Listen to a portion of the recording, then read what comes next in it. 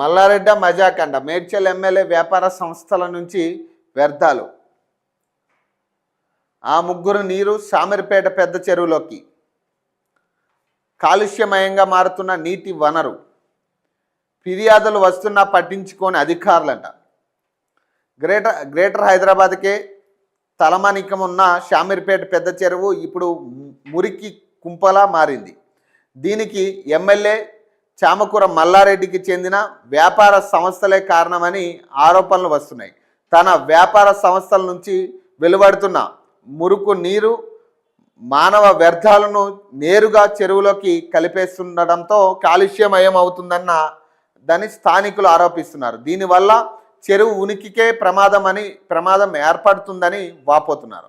చెరువులోకి వ్యర్థాలను రాకుండా అడ్డుకోవాల్సిన అధికారులు యంత్రాంగం ఆయన రాజకీయ ఒత్తిళ్లకు తలొగ్గుతున్నదని విమర్శిస్తున్నారు. మేడ్చల్ జిల్లా శామీర్పేట మండల కేంద్రాన్ని ఆనుకొని ఉన్న శామీర్పేట పెద్ద చెరువు 1200 ఎకరాల విస్తీర్ణంలో ఈ విశాలమైన చెరువుపై మేడ్చల్ ఎమ్మెల్యే చామకూర మల్లారెడ్డి కన్నుబడింది. దీంతో అలియాబాద్ చౌరస్తాలో చెరువును ఆనుకొని ఉన్న కొంత స్థలాన్ని ఆయన కొనుగోలు చేశారు.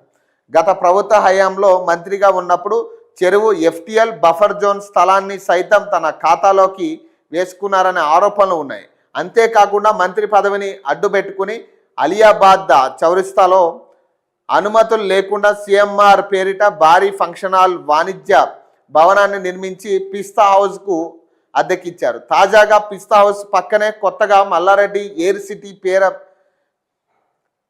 పేర aero eatery and sunset stories cafe play zone go karting games సెంటర్ను ఏర్పాటు చేశారట. ఇదంతా కూడా ఇప్పుడు దీనికి సంబంధించిన వ్యర్థాలని పైప్ లైన్ ద్వారా చెరువులోకి పెడుతున్నారు. మురికి నీరు ఉంటుంది కదా, మురికి నీరు మొత్తం నేరుగా డైరెక్ట్ పైప్ లైన్ వేసిండు ఆయన చెరువులోకి. మరి ఇవన్నీ మరి హైడ్రా రంగనాథ్కి కనపడవా లేకపోతే ఇంకా అధికారులకు కనపడవా ఏమో తెలియదు, కానీ మరి డైరెక్ట్గా ఆయన చూడండి డైరెక్ట్ చెరువులోకి వేసిండు ఇక పైప్ లైన్. మరి దీన్ని ఏమంటారు మరి ఇక? ఇప్పుడు మరి ఇవి కూడా నిర్ధారించండి కదా. శామీర్పేట పెద్ద చెరువు